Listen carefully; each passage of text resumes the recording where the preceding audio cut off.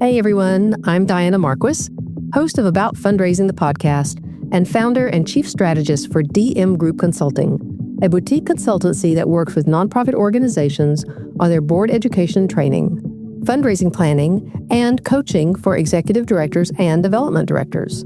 You can find me on LinkedIn and my website, dmgroupconsulting.com. What is strategic about a strategic plan, and who cares? What is it about the phrase strategic planning that makes eyes glaze over? Maybe people don't really know what is involved and they feel overwhelmed. Maybe they've participated in the process before and nothing changed. Or maybe this is just one more thing to do when they already have too many responsibilities. To sort this out, let's start with the definition. A strategic plan is a roadmap to the future.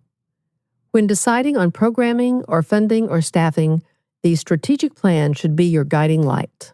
Strategic planning is an active process where stakeholders decide how to advance the mission of the organization to best serve their community. It's about making hard choices about where to focus limited time, money, and human resources. The planning process includes board members as well as staff and other stakeholders. There are 5 different models of strategic planning for nonprofit organizations. The standard strategic planning model is best used when conditions are stable and the organization is well established. The issues-based model is used when external conditions are turbulent and the organization faces major issues. The organic model is useful when uncertain external factors create actionable short-term goals. The real-time model is helpful when an organization is facing a crisis like an economic recession. It is focused on very short-term goals. And lastly, the alignment model is used when an organization has great departments but trouble with internal communications. Most often, my clients use the standard model because they are well established in their community and conditions are stable. Before I work with a client on a new strategic plan, I ask these questions. When was the last plan done? Were the goals achieved? What happened that you did not plan for? Are the board and staff ready to commit to doing the work to create a new plan? What is your budget to support this work? What is your time frame to complete the strategic plan? It's important to know when the last strategic plan was done. Was it 3 years ago? More than 5 years? Are we building on what was done before or starting new? Who's still on the board or on staff that was involved in the last one? Institutional memory is very helpful. Were the goals achieved? Was the plan a success or not, and why? If a goal or set of goals was not achieved, what impact did it have on the organization? So often, a strategic plan is put on a shelf and forgotten or ignored, and nothing changes for the better.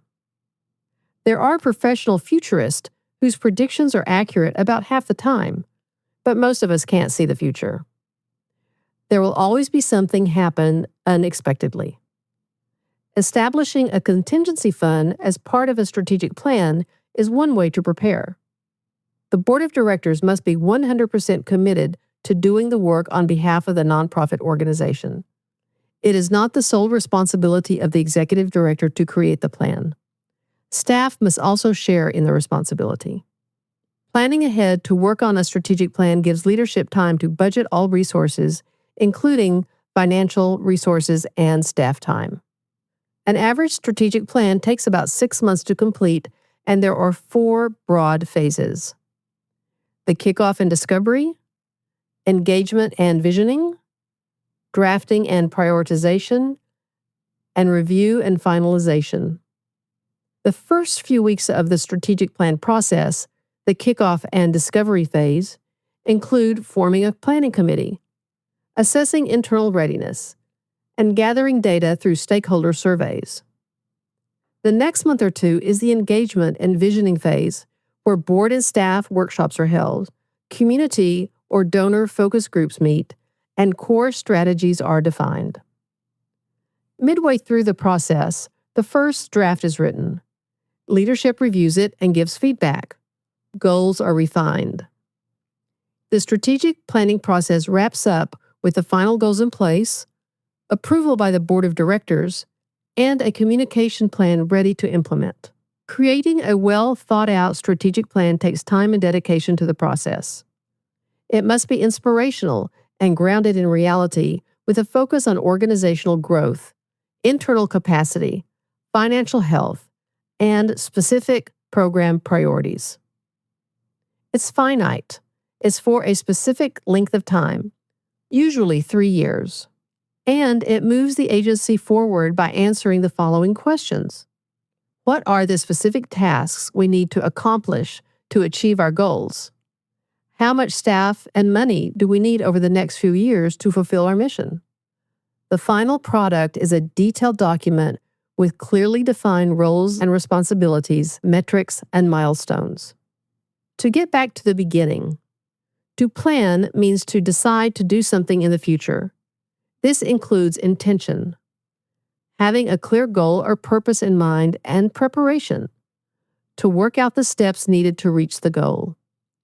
Strategic means looking forward toward a long-term plan or design to achieve a major goal or set of goals. If it is time for your organization to create a strategic plan, remember the questions I would ask. When was the last time your organization created a strategic plan? Were your goals achieved? Did anything happen that you were unprepared for? Are your board and staff on the same page, ready to do the work? What is your budget to support this work? And lastly, what is your time frame to complete the strategic plan? When you and your stakeholders are ready to take on this work, consider hiring a consultant. According to Funding for Good, there are 5 reasons to hire a consultant for strategic planning. Number 1, it saves money.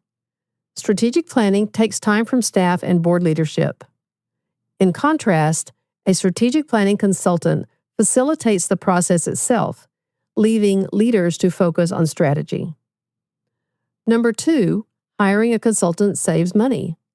The hours or even days an executive director spends on planning logistics means time not spent on fundraising and other duties.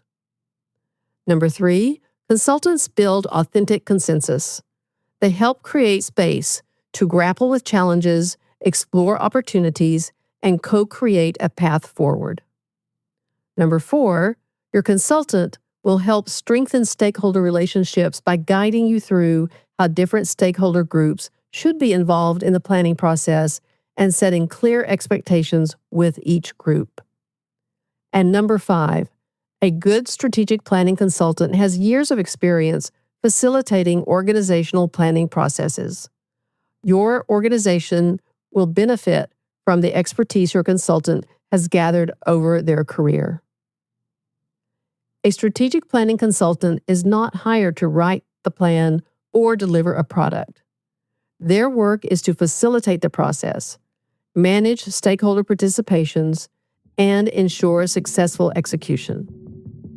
The National Council of Nonprofits has a brief article on strategic plans and links to several resources at councilofnonprofits.org. DM Group Consulting is now accepting new clients. You can reach me at diana@dmgroupconsulting.com.